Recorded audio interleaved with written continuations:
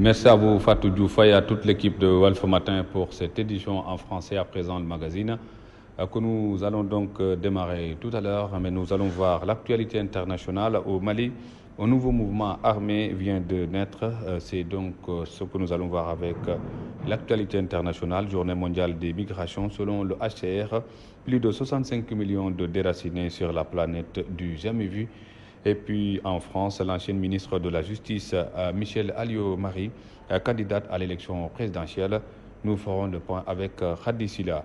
Notre invité aujourd'hui est Boubacar Seye, le président fondateur du mouvement Horizon sans frontières qui s'active dans la protection et la surveillance des migrations. Nous parlerons avec lui donc de la journée internationale de la migration, mais également de la situation des réfugiés.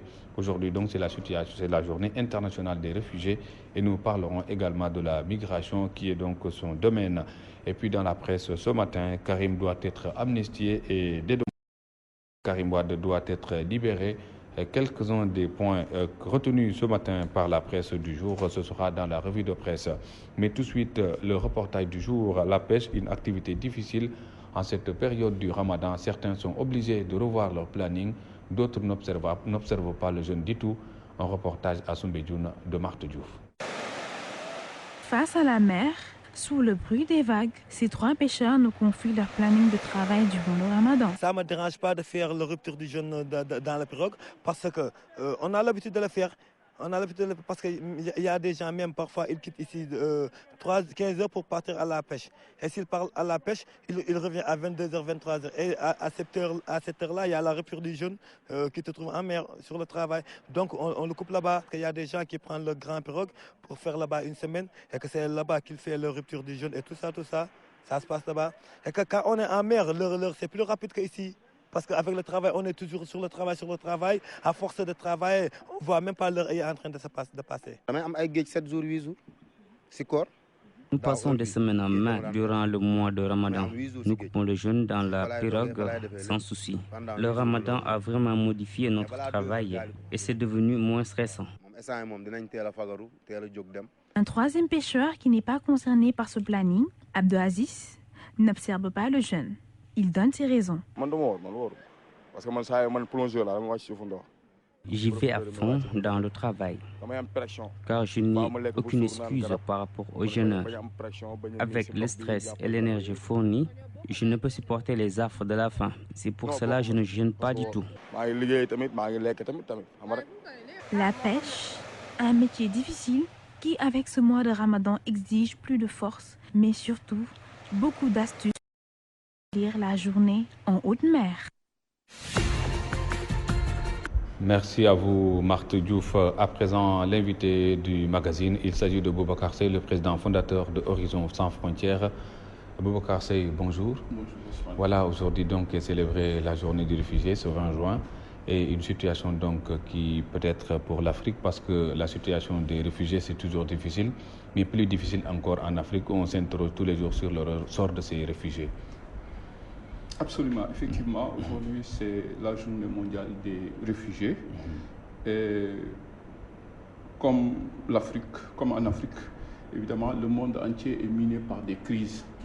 Des crises qui sont dues à un enchevêtrement de facteurs endogènes et exogènes qui n'échappent pas aux tensions géopolitiques et géoéconomiques mondiales. Aujourd'hui, ces crises ont occasionné une véritable crise humanitaire, moi je dirais crise humanitaire, sans précédent dans l'histoire de l'humanité. On compte plus de 60 millions de personnes qui sont aujourd'hui touchées par ces crises-là. Et aujourd'hui, c'est l'occasion, encore une fois, d'interpeller la communauté internationale sur le sort de ces réfugiés. Nous regrettons aussi le fait que toutes ces conventions qui ont été signées, jusque-là, je parlerai de la Convention de Genève de 1951, je parlerai du Pacte européen sur l'immigration et le droit d'asile, que toutes ces conventions soient aujourd'hui bafouées, ces conventions ne sont pas respectées, et aujourd'hui il est temps, encore une fois, recadrant ce débat-là dans un contexte mondial de mobilité croissante des populations, et vu le contexte géopolitique très tendu et très lourd, miné par des amalgames et migration et terrorisme. Je crois qu'aujourd'hui, il est temps que l'opinion internationale réagisse en changeant les lois. Parce qu'en fait, il y a un problème et ce qui se passe est une honte pour toute l'humanité. Vous avez vu, l'Europe ferme ses frontières. Aujourd'hui, l'Europe s'érige en forteresse avec des barricades juridiques, physiques et morales. Aujourd'hui, cette crise est gérée. Vous avez vu et les pays de départ aussi ne sont pas sans reproche parce que... l'immigration dans ces pays de départ-là, dans un pays comme le Sénégal ou pas mal de pays africains, l'immigration est une soupape de sûreté pour ces pays-là. On n'en parle pas, le sujet devient tabou. Vous voyez la fréquence des naufrages et le nombre de morts, on parle de plus de 10 000 morts depuis le début de l'année et personne n'en parle. Et nous regrettons le fait qu'aujourd'hui ce sujet soit tabou au Sénégal et dans pas mal de pays africains. Donc on peut parler d'absence de politique migratoire vraiment pour ces pays. Il n'y a jamais eu de il n'y a jamais eu de politique migratoire. C'est-à-dire que moi, si je me réfère uniquement sur le cas typiquement sénégalais, qu'est-ce qu'on parle ici? Des Sénégalais de l'extérieur. C'est quoi un Sénégalais de l'extérieur? On n'a pas pris la migration dans toute sa diversité, sa complexité et sa transversalité. Ici, on a toujours parlé du phénomène migratoire comme étant un fait événementiel. Des Sénégalais qu'on a toujours utilisés comme grenier politique, c'est un enjeu électoral et puis après, c'est terminé. Donc, et puis, à chaque fois, c'est le rapatriement qui s'ensuit. On parle de 20 Sénégalais qui seront rapatriés des États-Unis. En tout cas, ils ont été accusés, je pense, de séjour irrégulier, de trafic de drogue, et de piratage, entre autres. Mais bien avant cela, on a vu aussi à l'époque le phénomène de l'Espagne, où des Sénégalais étaient rapatriés, revenus les mêmes. On avait promis également de nouvelles politiques de réorientation, mais... C'est un phénomène récurrent dans un pays comme le Sénégal, des rapatriements abusifs, parce que tout simplement, il n'y a eu jamais de politique migratoire capable de prendre en charge la préoccupation des Sénégalais de l'extérieur, capable de les défendre. Aujourd'hui, on nous parle de 20 Sénégalais, qu'à cela ne tienne, mais il faut reconnaître que c'est un fait inédit aux États-Unis. Un pays aujourd'hui formé par des migrants, à part les Amérindiens, ils sont tous migrants aujourd'hui. Alors c'est vraiment préoccupant qu'on rapatrie des gens sous prétexte qu'ils sont en situation irrégulière. Mais nous avons notre position, une position de principe très ferme là-dessus. Nous sommes contre toute forme de rapatriement abusif ou de violation des droits des migrants à travers le monde. Donc vous réclamez une lumière sur tout ça? Absolument, il faudrait... Qu'est-ce qu'on reproche à ces gens-là? Qu'est-ce qu'on reproche à ces gens-là?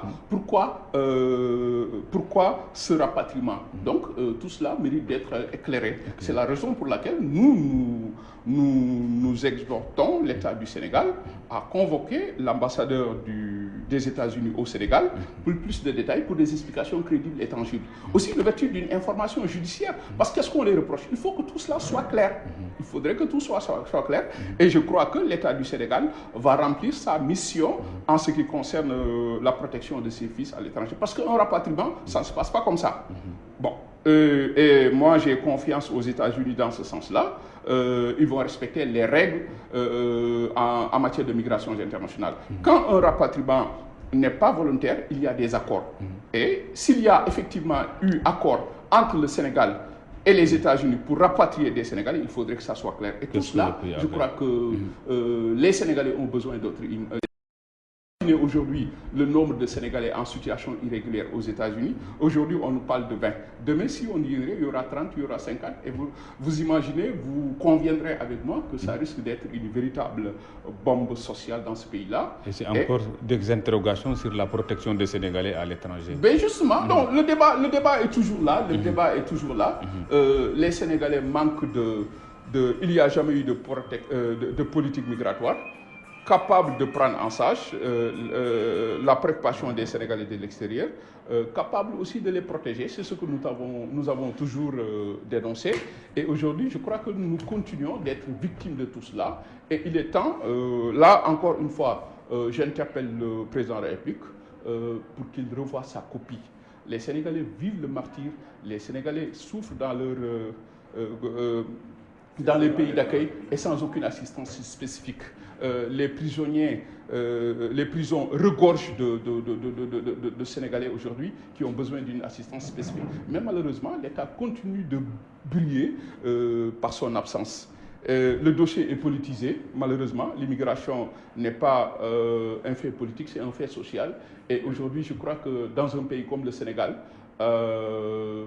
où la migration dévoile des aspects aux conséquences multiples dans notre société, en situation de vulnérabilité chronique, aujourd'hui, il faut changer de paradigme. Il faudrait une vision beaucoup plus stratégique aujourd'hui pour protéger ces millions de Sénégalais aujourd'hui qui, comme on a l'habitude de le dire, constituent le moteur du développement du Sénégal, vu les apports qu'ils apportent au niveau de l'économie sénégalaise. Ben justement. Mais en amont aussi, comme en aval, l'État doit surveiller aussi ces personnes parce qu'il ne suffit pas seulement de rapatrier les Sénégalais, mais aussi de les réintégrer dans d'autres activités. Ça Absolument. Donc j'ai entendu un des responsables du ministère dire hier que ben voilà, nous allons veiller à leur insertion. Mais attendez, il faut qu'on arrête de tromper les Sénégalais.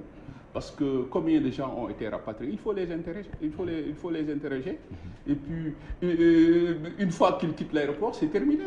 C'est de la politique, il faudrait que ça cesse. Le pays nous appartient, nous tous. Je crois que quand il y a un débat aussi sensible que l'immigration, il faudrait des réflexions opérationnelles, il faudrait une vision participative et inclusive pour trouver des solutions face à tout cela. Mais malheureusement, nous, ce que nous entendons, c'est de la politique, les mêmes discours. Le chef de l'État a fait ceci, le chef de l'État. Et c'est l'occasion, encore une fois, de profiter de votre antenne pour auditer tous ces gens-là, tous ceux qui ont eu à gérer le dossier migratoire. Et nous allons le faire. Nous avons demandé au président de la République de le faire. Et nous, au niveau des Sénégalais de l'extérieur, nous sommes dans un processus organisationnel qui visera à prendre en charge nos préoccupations et nos problématiques. Et nous allons, dans peu de temps, demander au chef de l'État d'auditer tous ces gens-là. Ils savent ils se connaissent. Tout, parce qu'on joue avec la vie des Sénégalais. Si vous voyez le dossier, on se crêpe le chignon des gens la guéguerre n'a pas encore dit ses derniers mots au sein de l'État pour le contrôle de ce dossier-là, parce que c'est un dossier juteux, des séminaires, des complots, des voyages, tout ça au dos du pauvre Sénégalais. Et ça, il faudrait que ça cesse. Nous allons prendre notre responsabilité et nous allons demander aujourd'hui au chef de l'État d'auditer tous ces fonds qui ont été destinés à l'emploi des jeunes pour lutter contre l'immigration clandestine, tous ces fonds qui ont été destinés à assister les Sénégalais de l'extérieur, tous ceux qui ont eu à gérer ces dossiers-là seront audités. Et les accords signés, et on n'a jusqu'ici pas vu les retours. On n'a jamais vu de résultats. Des Sénégalais sont de retour. Ils vivent dans des situations excessivement précaires. Personne n'en parle. Mais là aussi, c'est des gens qui se sont battus, qui ont eu à immigrer et qui sont retournés. Il faudrait l'insertion de ces gens-là dans le tissu socio-économique du pays. Malheureusement, nous sommes sur des discours politico-politiciens, mais là, il faudrait que ça cesse. Et puis aussi, qui peut le plus, pour le moins, on a eu vraiment à réussir la prouesse d'accueillir deux Libyens de Guantanamo. Donc nos propres fils aussi doivent pouvoir vraiment assister de la même manière. Ben absolument, absolument. Nous sommes pour le principe. Alors là, il faut revoir tout cela. Il y a, comme je l'ai dit tout à l'heure, il faudrait une vision beaucoup plus stratégique. Nous avons même dit qu'il faut aujourd'hui développer une diplomatie non gouvernementale et spécifique aux questions migratoires. Parce que l'absence d'assistance, l'absence de structures capables de prendre en charge ces préoccupations-là pose problème. Vous voyez, au niveau de l'Assemblée nationale, à la place qu'il faut. Voilà. Et on parle de 2 députés pour les Sénégalais de l'extérieur ultérieurement dans l'attelage. Ben, je vais aller même au-delà des députés. Il faudrait une commission parlementaire spécifique aux questions migratoires avec un président de commission. Mais je crois que ça a été un piège. Moi, j'ai demandé à ce que l'on vote non, parce que les Sénégalais de l'extérieur, en tant que moteur, en tant que socle de développement du Sénégal, vu les transferts de fonds qui sont supérieurs à l'aide au développement, donc ces gens-là, ils ont une place dans tous les secteurs socio-économiques et politiques du pays. Moi, je ne parlerai même pas de l'Assemblée. Nous avons notre place dans le processus économique du pays. Ceci a été un piège pour résoudre leurs problèmes, leurs enjeux politiques. L'implication et la représentativité des Sénégalais de l'extérieur au niveau de l'Assemblée ce projet ne devrait pas être soumis à une décision référendaire. Ça devrait être imminent. Nous attendons actuellement la loi. je crois que c'était juste pour diviser la diaspora. Parce qu'aujourd'hui, qui est représentatif, qui représente la diaspora, qui est la légitimité, quelles sont les conditions, ça reste à définir. Nous attendons la loi. Et nous sommes clairs là-dessus. Voilà, ils vont essayer de diviser la diaspora. Il y a un problème de leadership, chacun se croit député. Non, le problème n'est pas à ce niveau-là. Et comment trouvez-vous alors cet emballage qui consiste à chaque fois de dire que les apéristes de la diaspora, les libéraux de la diaspora, parce que ça aussi a contribué quand même à diviser un peu. Mais justement, il y a une instrumentalisation politique. Mais vous savez, il y a une prise de conscience. Et qui dit conscience dit néantisation d'un présent au profit d'un futur. Et nous sommes conscients de tout cela. Les gens, c'est-à-dire que nous sommes toujours tus et voilà. Maintenant, à force de nous taire, mais voilà le résultat. Je crois qu'aujourd'hui, une conscience est déjà là et nous sommes conscients des enjeux. Nous sommes conscients qu'on nous utilise pour uniquement des enjeux électoraux. Et vous n'avez pas toujours les moyens de la sensibilisation? Non, on est en train de se battre. On est en train de se battre au niveau de la diaspora. Moi, je ne parle même pas de Horizon sans frontières. En réalité, qui est une structure internationale. Moi, je parle de migration. Hier, en Guinée, par exemple, on m'a appelé sur le cas de ces rapatriements parce qu'eux aussi, ils ont compris les enjeux parce qu'il y a combien de Guinéens aux États-Unis, dans d'autres pays, etc. Moi, je parle, nous menons un débat international. C'est une organisation internationale. Mais au niveau du Sénégal, moi, je suis sénégalais. Nous avons commencé, nous allons entamer un processus électoral qui n'a rien de politique, uniquement pour prendre en charge nos préoccupations. Et nous allons bientôt écrire au chef de l'État pour que tout ceci soit clair. La récréation est terminée dans ce dossier migratoire-là. Tous ceux qui gèrent ces dossiers-là, ils vont nous rendre compte. Ça, c'est clair, par A ou par B. Boubacar Seye, président fondateur de Horizon sans frontières, qui était l'invité de ce magazine. L'actualité internationale qui nous mène au mouvement armé vient de voir le jour à Bamako. Et journée mondiale des migrations, selon le HCR, plus de 65 millions de déracinés sur la planète. Et puis en France, l'ancienne ministre de la Justice, Michel Alliot-Marie, sera candidate à l'élection présidentielle. C'est un récit signé Khadisila.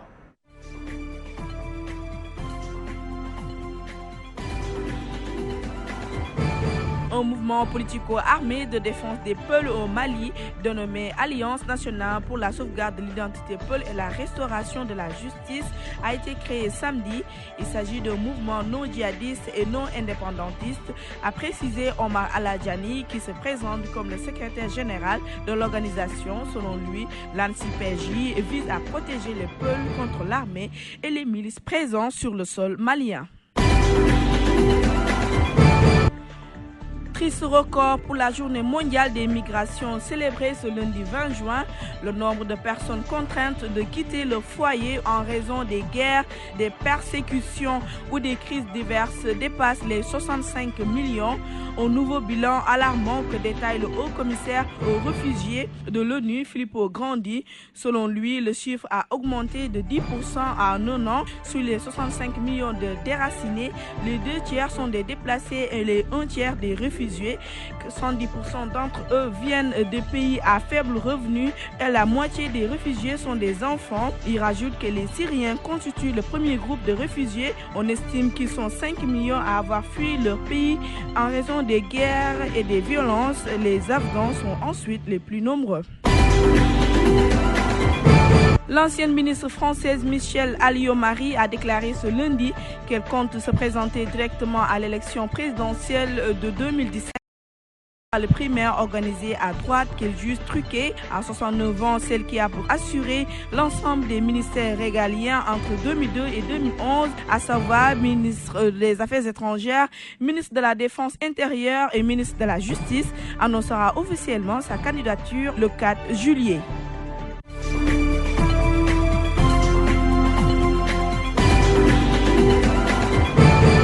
À présent, à la revue de presse, Karim doit être amnistié et dédommagé. Propos de Habib Sy dans Walf Quotidien. Politiquement détenu, politiquement libéré, c'est Modou Diagne Fada qui réclame la libération de Karim Wade dans la tribune. Et puis la libération de Karim Wade fait disjoncter la classe politique sénégalaise. Note Direct Info. Récusation d'Abdoulaye Daouda Diallo. Le PIT rejoint l'opposition, c'est dans Sud Quotidien. Quelques lignes donc de la presse du jour et tout le plaisir de vous commenter nos journaux.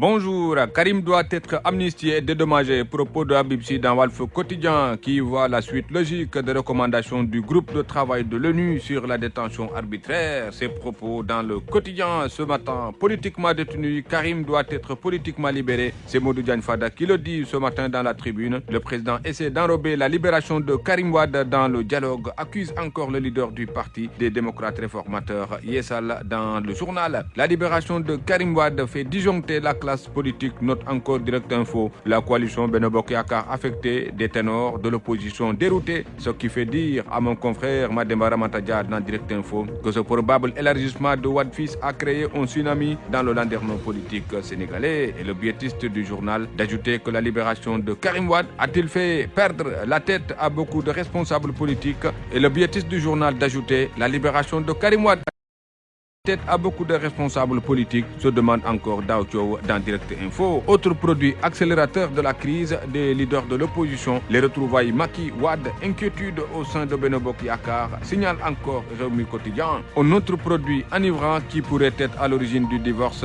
la répartition des postes du Haut Conseil de collectivités territoriales. Le Témoin Quotidien parle de malaise au sein de la coalition présidentielle. Laissés en rade, les petits partis réclament leur part du gâteau, signale encore Abdou Karim Diarra dans Témoin Quotidien. Réquisition d'Abdoulaye Daouda Diallo de la tête de l'organisation des élections. Le PIT réclame le départ du ministre de l'Intérieur, Ibrahima Sène, qui dans Sud Quotidien met en garde Macky sur une éventuelle libération de Karim Wade par le biais d'une loi d'amnistie. Réquise encore le ministre Abdoulaye Daouda Diallo, ce qui fait dire au journal que le PIT rejoint l'opposition. Un autre divorce se dessine entre Idrissa Seck et Talla Sylla. C'est ce qui ressort de la rencontre tenue hier au cybercampus de Thiès entre Idrissa Seck et le conseiller réunis de la ville. Selon le journal L'As Quotidien, les discours tenus par les uns et les autres cachent mal une intention d'en découdre avec Talla Sylla, accusé de flirter avec le pouvoir pour combattre Idrissa Seck. Mouvement de soutien, amis de Diouf, Colin, Elisa, Tanor, Karim, Marem, la valse des amis de circonstance. Dans le journal Zoom Info qui mène une large enquête ce matin sur ce phénomène, ils sont nombreux les Sénégalais qui s'avouent estomaqués par la propension de certains à manœuvrer tout le temps pour se positionner à la périphérie des pouvoirs qui se sont succédés. Après le régime du président Senghor, une vague de Sénégalais s'est régulièrement positionnée autour du pouvoir en se proclamant ami de la première dame ou du supposé dauphin du régime en place. Cette pratique qui frise le manque de vergogne chez certains opportunistes de la chose politique pose fondamentalement la question de savoir qu'est-ce qui fait courir ces mouvements dits amis de Grand Place. Qui est vrai, dégâts collatéraux de la plainte de Tanor, Khalifa Sall à la DIC.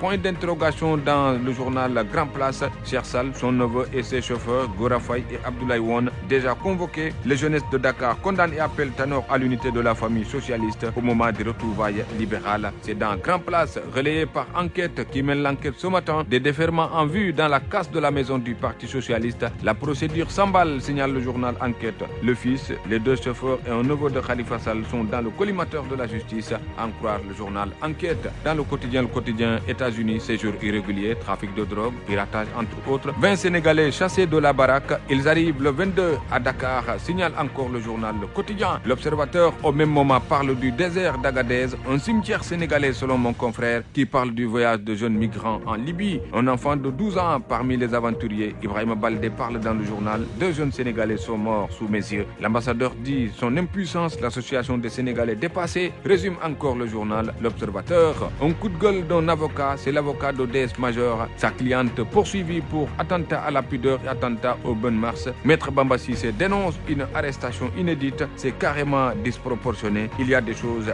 plus graves qui sont publiées sur le net et qui ne sont pas sanctionnées, déclare encore l'avocat d'Odès Major. L'avocat annonce une plainte contre le diffuseur de la vidéo privée qui vaut à sa cliente des déboires judiciaires. DS Major attendu à la cave du tribunal de Dakar ce lundi, rapporte encore le Populaire. Dans Stade, le quotidien du sport, Euro 2016, 3e journée ce lundi à 19h. Angleterre pour confirmer Russie en sursis. Et titre le journal Sunulamba, Pape Mbaye parle, coach principal de Rock Énergie. Modou Lô est meilleur que Gris en boxe. Modou Lô doit avoir suffisamment de force. Il doit battre Gris Bordeaux. Le combat ne sera pas facile. Modou Lô est un très bon bagarreur. La lutte pure et la bagarre, déclare encore le coach de Rock Énergie interrogé ce matin dans Sunulamba. Bonne lecture à tout ça.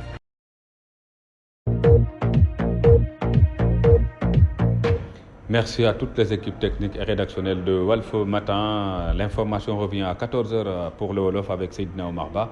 Et aussitôt après, donc, c'est la suite avec le magazine. Mesdames, Messieurs, passez une excellente journée et merci d'avoir suivi. Au revoir.